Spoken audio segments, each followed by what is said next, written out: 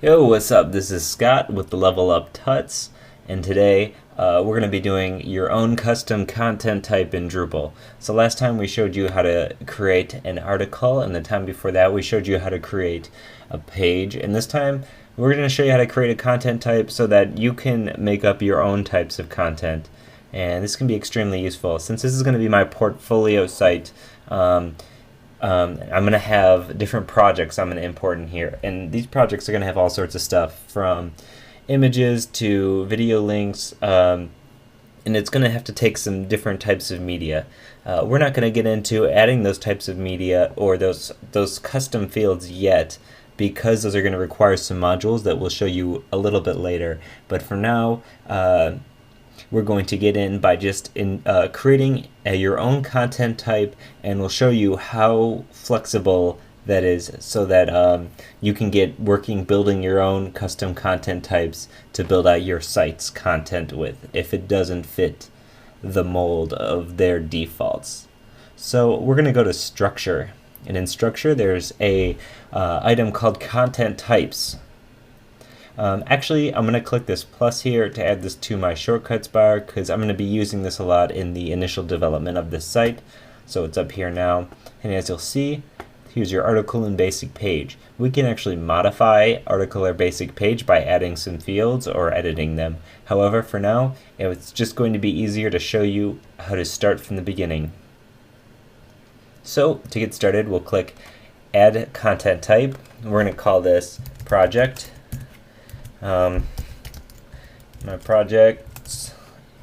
So this description doesn't really show up anywhere other than in the administrative section. It's nice if you're building this site for clients and you have a bunch of different content types. Let's say they have a news posting, and there's news or events or something like that, and you want to give them even more clarification besides just what the name is, what its function is on the site. So here, that's where you add your description. So the title field by default is title. I'm going to leave this as title because it's the page title. I don't change that very often, but if you need to, you can. I'm going to leave preview before submitting as optional because, if I want it, it's there, and if I don't have to use it. Okay. Next, we're going to go to publishing options. The default will be published, and I'm going to turn off promoted to front page. So the default is going to be published, but I don't want every single post to automatically be promoted to the front page. When you're creating your individual pieces of content, you can then select this promoted to the front page to whichever one specifically you want to be promoted.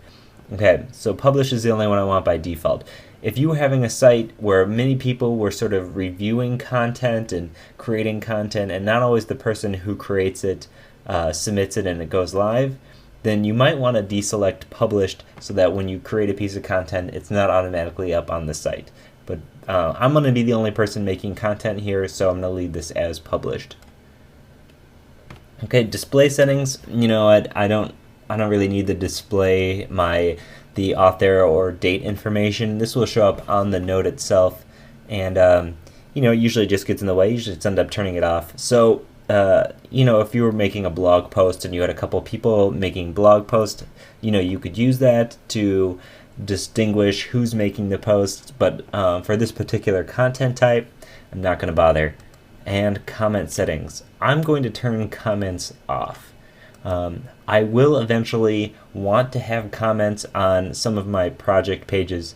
However, I'm going to do that through Discuss, which is a web service that is very popular for adding comments, and I'll be adding Discuss with the module a little bit later.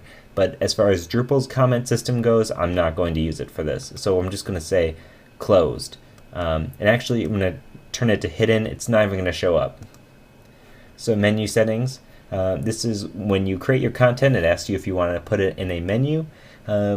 These things are not going to go in any menu in particular, so I'm just not going to have any available menus for now. I eventually maybe want to do like a sitemap or something, and I can put in that.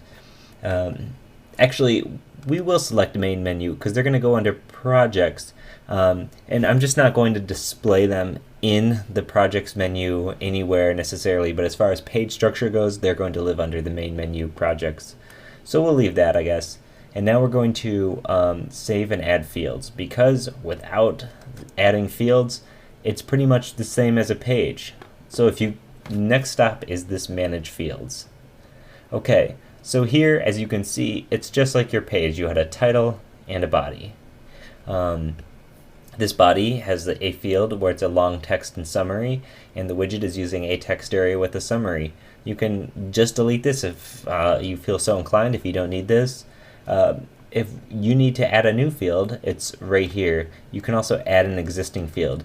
Eventually, when you keep creating fields, it adds them to the existing fields.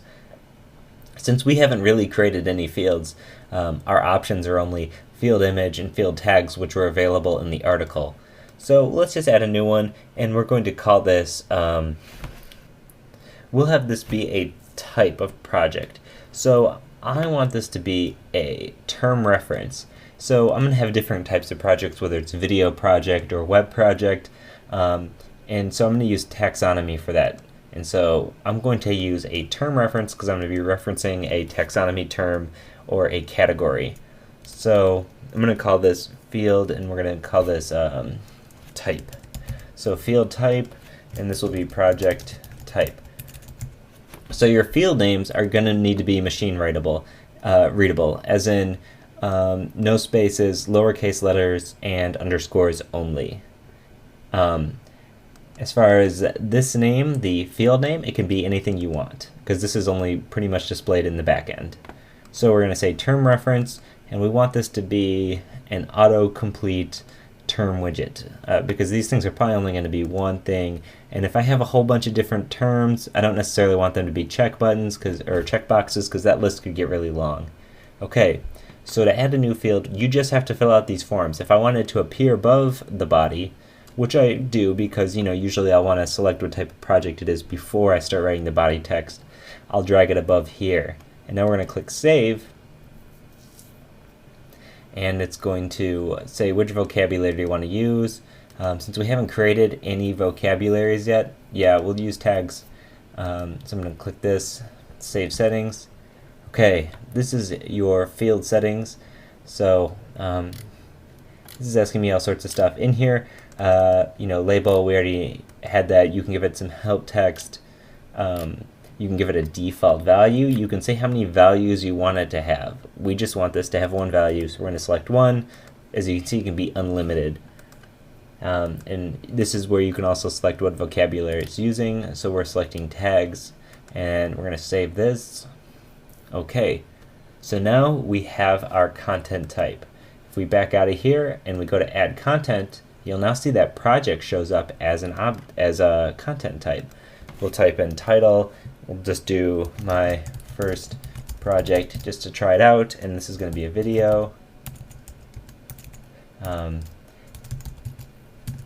Okay, and the body text. And we're going to put this under the main menu, but actually we'll just skip this for now because we don't have a projects page yet. We're not going to create a revision.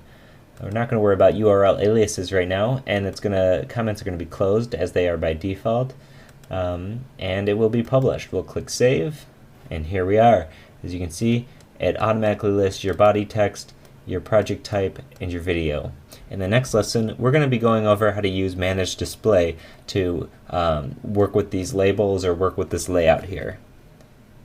Once again, this is Scott with Level Up Tuts. If you have any questions, please leave a comment or hit us up on Twitter at Level Up Tuts. Feel free to check out any of our other series going on right now. We have a Compass and SAS series. We have an Expression Engine series going on, and we're going to be starting a WordPress series really soon. So feel free to let us know what you're thinking. Once again, this is Scott with Level Up Tuts, and thanks for watching. Bye.